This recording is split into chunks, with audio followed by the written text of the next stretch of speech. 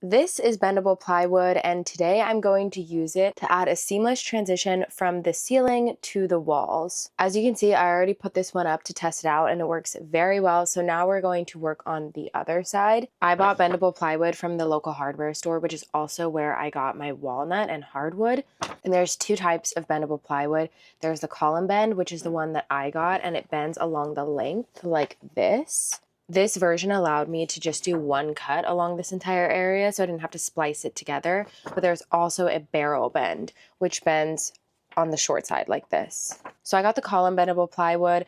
I already have it cut for this side, but I just need to make a few extra cuts with the scroll saw to make sure it fits around the trim in the back and the duct.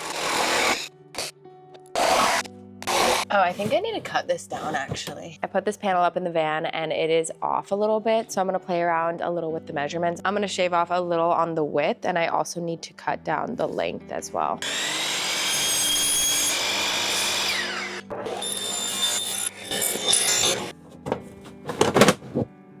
It's a little off, but I think I can wood fill this stuff and it should be okay. So I fit that piece in and I think it looks pretty good.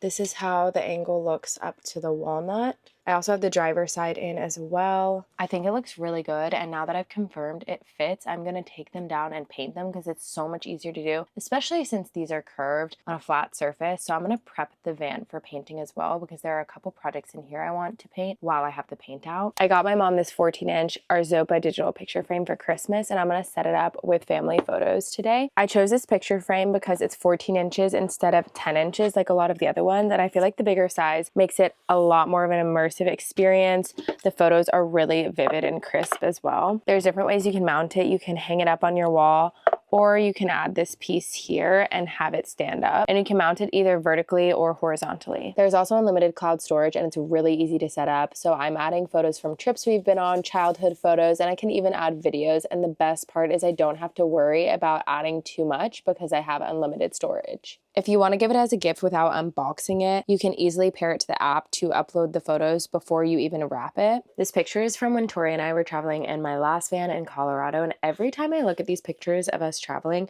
I feel so nostalgic and ready to get on the road. My deadline for being on the road is in just a couple weeks, so I'm really trying to get everything wrapped up, and pictures like this just remind me of how much fun we had. This is how the gift turned out with the wrapping paper. I think it looks so good. I also added 300 photos to this digital picture frame. My mom's honestly a very difficult person to shop for because she doesn't really like material items as much. So I feel like this is the perfect gift for her because it's tied to memories and we have something we can talk about as we look through the photos together. If you still need a Christmas gift, I think this is such a thoughtful and personal option, and the link for it will be in the description so you can check it out for yourself. This week, I'm going to finish up the walnut veneer in my van. I'm going to add the walnut drawer fronts and cabinet fronts on the lower and upper parts as well. I have a cut list on my phone of all of the cuts I need to do.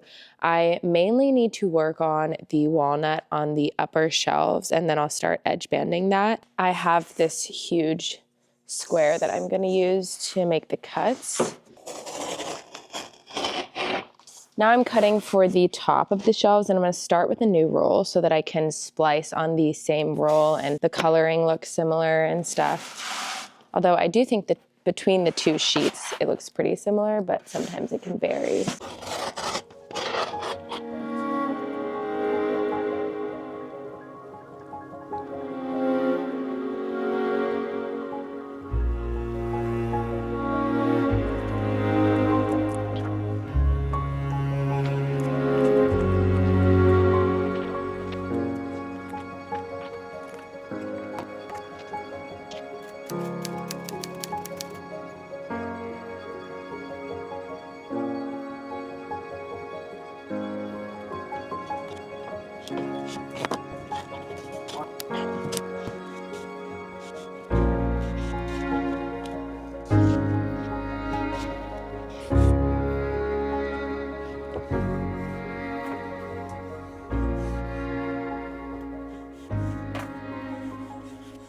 In the areas where the iron doesn't fit very well, like curves, I use this heat gun and this pipe, and then I can really smooth it out and put pressure everywhere. So that's what I'm going to do over here.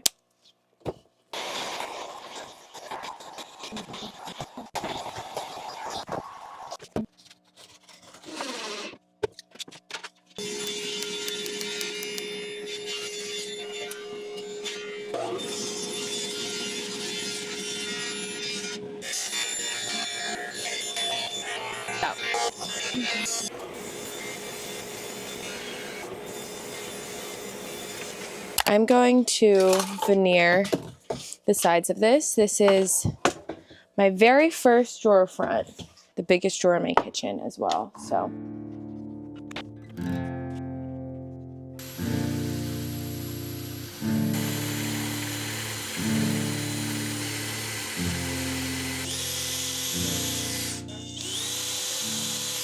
ignore these handles because I'm just using them temporarily, but they're not actually going to be there. But this week I did work on the lower walnut cabinets. I installed this cabinet front here. I edge banded the edge of the 3/4 inch plywood as well. It's soft closing hinges. I also have this drawer installed. And then I cut the wood underneath. This one's not installed. I just have it here for spacing, but I think it looks really good. I tried to grain match everything as well. And then on this side last night, I cut all of these walnut pieces, but they aren't installed to the drawers or cabinet hinges, and I don't even have edge banding on them yet. So I'm going to take these out so that I can edge band them today. I also want to paint the stuff behind it as well. I'm also going to paint my remaining drawer. This is the only drawer I haven't painted. So I'm going to sand the oil down from this and paint it. And then I'm going to paint these seats. I really hate the yellowing urethane that's on it, but I did that very early into the van build. So I'm going to cover that with paint as well. So I'm going to clean everything up.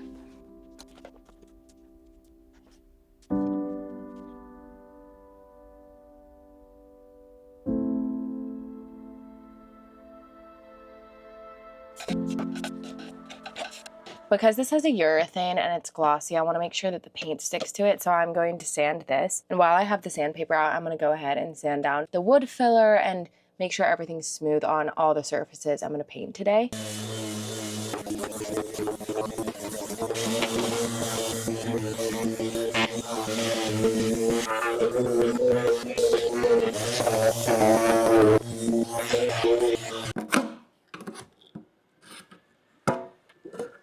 Time to paint the bendable plywood.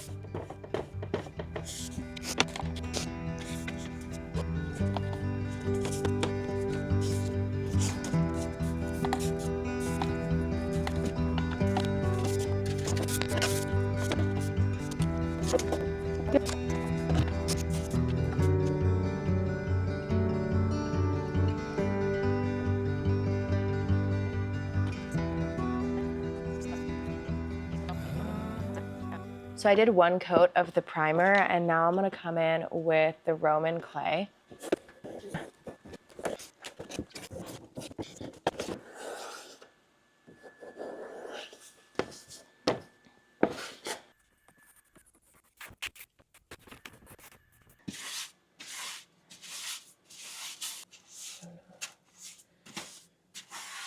There's a few more projects I want to do on this seat before it's completely done.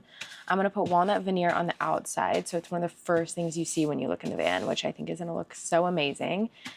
And now I'm painting the inside, which also makes a huge difference, and I'm really excited to see this paint in. And on top of that, Tori's going to help me sew a rounded cushion for this in the same fabric that the cushions in the back have, which is a marine fabric. I think it's gonna look really good, and she sewed my cushions in the back. They turned out really good as well. Getting a high quality brush for your paint is so worth it. This was a $20 to $30 brush by the brand Purdy.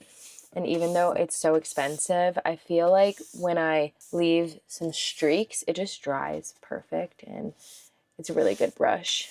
I color matched this to the Roman clay color I have in the rest of the van, but I put it in areas that are getting a little more wear and tear. The paint has dried, so I'm going to add it in now, but before I do, I wanted to show you guys what's going on behind the panel. You see that I have a furring strip here that's connected with rib nuts to the van. I also have Craig screws, which help to support this floating shelf here. And then I also have furring strips up here as well, and some pine furring strips underneath the black fabric that's holding up the insulation. So the bendable plywood will connect here to the furring strips and also down to the furring strip below.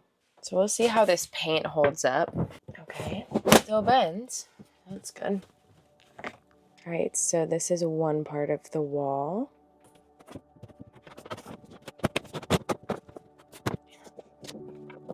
Looks so good.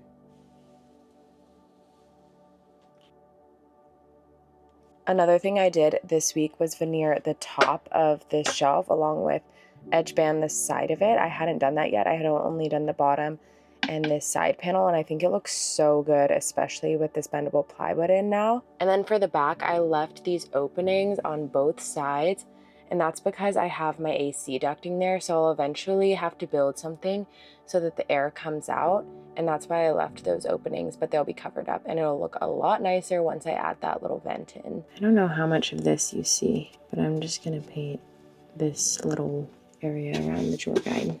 Tori's taking over painting for me, and I am going to work on edge banding these walnut pieces. By the new year, I want to have had fully moved into this van, but that's approaching quickly, and especially with all the holiday stuff, I'm starting to doubt if it's going to be completely finished. We're also going to be staying in here around Christmas time. I'm thinking that I might be able to get it done, but then sometimes I look at everything and how long things are taking, and I feel like I'm maybe a week off from the deadline, like if it'll be possible, because I do need to do all the walls and the curtains, and I feel like that's going to take a full week. And I also still have more walnut to do, fingers crossed. And I honestly think that even if it's not fully done, I can still move into it as long as it's mainly done, because we do have some fun, exciting trips planned. It's a surprise, so I'm not going to tell you too many details about our trip in the van, but I'm really excited about it. So I just use this tool, and then I put it up to the edge flush, and it cuts it off. It's pretty easy.